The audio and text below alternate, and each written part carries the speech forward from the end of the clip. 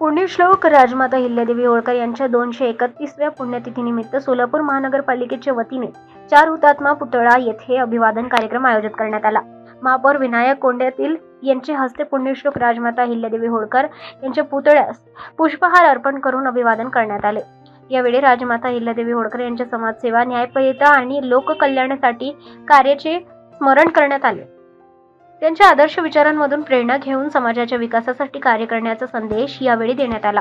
कार्यक्रमाला उपमहापौर ज्ञानेश्वरी देवकर, सभागृह नेते नरेंद्र काळे, महिला व बाल कल्याण सभापती निर्मला जंगम, नगरसेविका कल्पना कदम, नगरसेविका अलका भवर, आनंद भवर, संतोष कदम, बिरप्पा बंडगार, लखन गावडे, सिंद्राम वाघमोडे यांच्यासह मान्यवर उपस्थित होते। राजमाता अहिल्यादेवी होळकर यांनी महिला सक्षमीकरण, सामाजिक न्याय आणि लोककल्याणासाठी दिलेले योगदान आजही समाजासाठी प्रेरणादायी आहेत। त्यांच्या पुण्यतिथीनिमित्त उपस्थितांनी त्यांच्या कार्याला उजाळा देत आदरांजली वाहिली।